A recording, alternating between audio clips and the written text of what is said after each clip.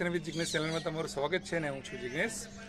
મિત્રો 24,700ની જે ભરતી જાહેર કરવામાં આવી હતી શિક્ષણ વિભાગ દ્વારા, અને ગયા મહિને 15 કે 16 તારીખે શિક્ષણ મંત્રીએ નિવેદન આપ્યું હતું કે એક મહિનામાં તમામ લોકોને 24,700ને ઓર્ડર આપી દેવામાં આવશે. પણ એક મહિનો અત્યારે પૂરો થઈ ગયો છે, એક પણ વ્યક્તિને, એક પણ સંવર્ગને ઓર્ડર આપવામાં આવ્યા નથી. તો શિક્ષણ મંત્રી એમના વાયદા ઉપર જૂઠા પડ્યા છે. તો હવે આપણે શું કરવાનું થાય છે? તો ઉમેદવારોએ અત્યારે જે આપણે ગુજરાત શિક્ષિત યુવા સમિતિ જે છે એમણે હવે એક હાકલ કરી છે, જેની આપણે ગયા વિડીયોમાં પણ વાત કરી હતી. પણ આજે વાત કરીશું કે આ 24/2ના આંદોલનમાં તમામ ઉમેદવારોએ આવવું કેમ જરૂરી છે. તો મિત્રો, અત્યારે તમને ખબર જ છે કે જે ગઈ વખતે 2023ના નવેમ્બરમાં એક 2750ની એક પરિપત્ર દ્વારા જાહેરાત કરવામાં આવી હતી, બરાબર. અને પછી એ પરિપત્ર ક્યાં ખોવાઈ ગયો એ કોઈને ખબર નથી, અને સરકાર પણ એનો જવાબ આપવા તૈયાર નથી કે ભરતી બારોબાર ક્યાં ઉડી ગઈ. એટલે એ એટલી ભરતી પણ કરવા તૈયાર નહોતા. પણ જે આપણા તમામ ઉમેદવારો દ્વારા આપણે જે આંદોલનો કર્યા, તો એના પરિણામે જે આ મોટી ભરતી આવી.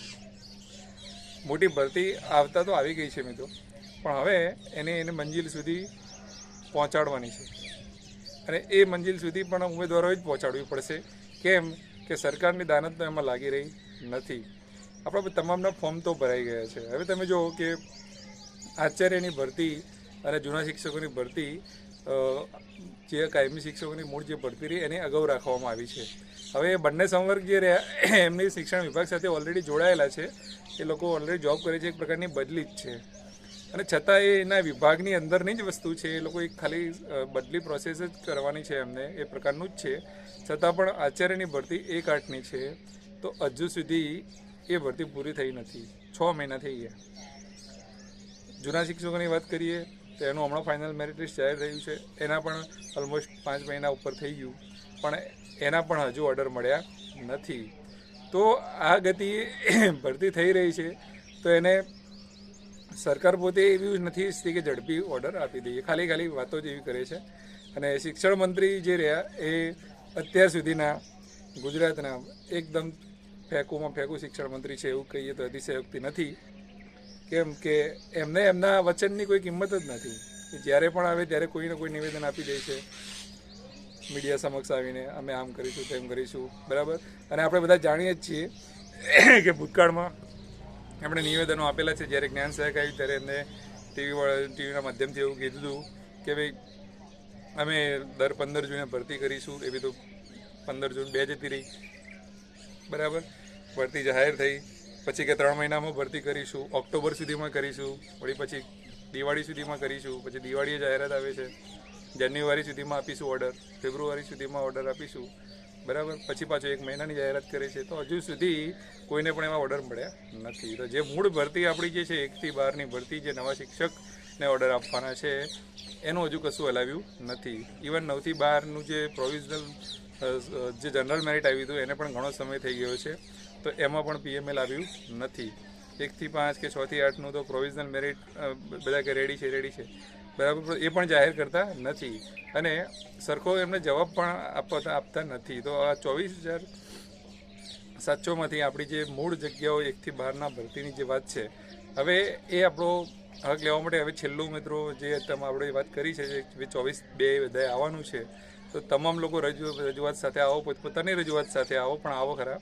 હવે એકજૂટ થઈ એટલું બધું પબ્લિક દેખાશે તો આ લોકો કંઈ નિર્ણય કરે છે. એ આપણે ભૂતકાળમાં પણ આપણે જોયું છે, અને અત્યારે પણ આપણને એની ખબર પડે કે જ્યાં વસ્તુ આને પબ્લિક દેખાશે, બરાબર, એમને ગાંધીનગરમાં પબ્લિક દેખાશે, જુવાડ દેખાશે, તો આ લોકો ફટાફટ નિર્ણય કરે છે. તો હવે અત્યાર સુધી આપણે આટલું બધું તો સહન કર્યું છે, આટલું બધું એના માટે પ્રયત્નો કર્યા છે. એક છેલ્લા પ્રયત્ન તરીકે 24 તારીખે બધા આવી જાઓ. 24 તારીખે આપણે આવીશું તો ત્યાં પડઘો પડશે, તો ફટાફટ કંઈક એની પ્રોસેસ થશે. બાકી 1-2 જણા જઈને ત્યાં રજૂઆત કરશે તો કંઈ ફરક પડવાનો નથી. વાત કરીએ કે જો આ વસ્તુ ના થાય, ભરતી કેટલી લેટ થઈ શકે છે. તો હાલ તમે વિચારો કે જૂના શિક્ષકની, ચલો આપણે માની લઈએ કે એ લોકોને પતી ગયું, ઓર્ડર મળી ગયા, તો હજુ જે 9 થી 12 જે રહ્યું એનું હજુ PML 1 આવે, એનું ડોક્યુમેન્ટ વેરિફિકેશન આવે, બધું આવે.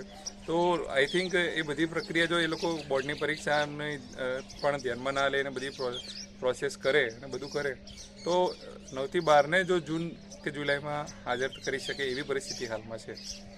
તો 1 થી 8ની વાત કરીએ તો જે 6 થી 8માં ઓગસ્ટ આવી શકે છે. અને 1 થી 5 વાળાની વાત કરીએ તો આવતી દિવાળી જ સમજી લેવાની થાય છે મિત્રો. બરાબર છે. તમને લાગતું હશે કે ભાઈ એટલું ના હોય, એટલી લેટ ના થાય, પણ તમે એક વસ્તુ શાંતિથી બેસીને વિચારજો કે આ ભરતી પ્રક્રિયા એની અંદર કેટલા સ્ટેપ હોય છે. બરાબર. ઓર્ડર હાથમાં આવતા તમને શાળામાં હાજર થતાં એની અંદર કેટલી પ્રોસેસ હોય છે કે ભૂતકાળમાં 3300 કે 2600ની ભરતીઓ કરતાં સરકારને કેટલો સમય લાગેલો છે અને આ ભરતી આટલી મોટી ભરતી છે તો એમાં કેટલો સમય લાગી શકે છે. તો અત્યારથી જો ઝડપી પ્રક્રિયા કરવામાં આવે, અને એવું નથી કે એટલો સમય લાગે જ, જો સરકારની પોતાની મંશા હોય, ઈચ્છા હોય તો એ ગમે ત્યારે પૂરું કરી શકે છે. ડિજિટલ યુગ છે, બધું કોમ્પ્યુટરાઇઝ થાય છે. બરાબર. તો એમાં એટલું બધું કંઈ હોતું નથી, પણ જો એમની ઈચ્છા હોય તો વસ્તુ થઈ શકે છે. ઈચ્છા વગર કોઈ વસ્તુ મિત્રો થવાની નથી. બરાબર.